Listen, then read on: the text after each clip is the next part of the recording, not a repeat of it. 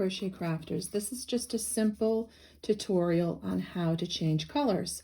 And I am making, this is a sample, but this is a really soft, sustainable bamboo. I've never used that before, but it's very soft and sleek and it's easy to work with. It's a Lion brand yarn and it's just soft and cuddly, and it's made with sustainable bamboo. So I'm trying something a little different.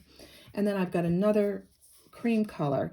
Now, if you're going to make an afghan, you're probably going to want to chain 360, and you're probably going to want to use a double or a treble crochet so that your stitch is rather loose.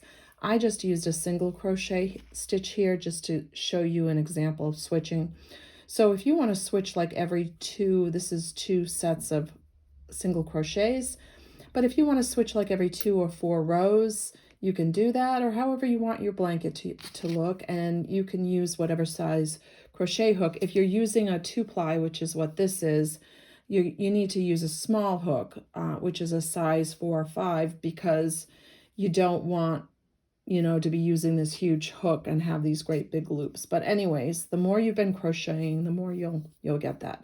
So I had a video on the fact that if you turn your work at the end, you need to chain 1 after every, if you're doing a single crochet stitch blanket. If you were doing 2, you need to chain 2. But when you get to the end here, hold your orange yarn or whatever your yarn you're using very tight with these 2 fingers.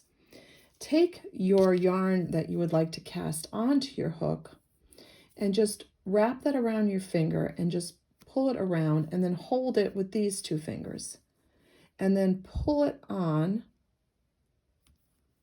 and then you're still going to chain 1, and you can actually work both of those back in as if you're working your tail back in. It only counts as a single stitch, but you're kind of getting that tail work back in, and just pull the orange tight. So now you've got your yarn onto your hook without having to have orange show in the next row. So if you go in, I'm still using 2, but it's actually working my tail back in.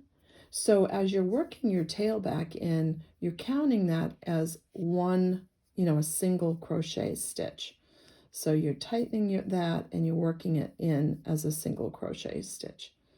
And then I'm going to work it back in again as much as I can, my tail. If you make a shorter tail, you won't have, so I only have a small amount to cut, and I don't have to work anything in with a crochet needle, which is, to tell you honestly, I'm a little lazy, and I don't like to have to keep cutting and working my tails in with a crochet needle. I use a plastic crochet needle, but I'm just going to show you. So when you get to the end here, you would do 2 rows or 4 rows or 6 rows, whatever you want.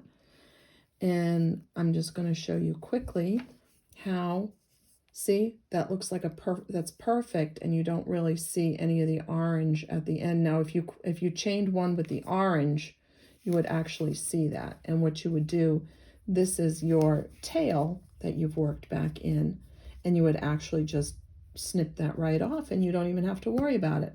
So I hope that helps you with your adding a new color, and I hope you try out this environmental friendly bamboo. Thank you.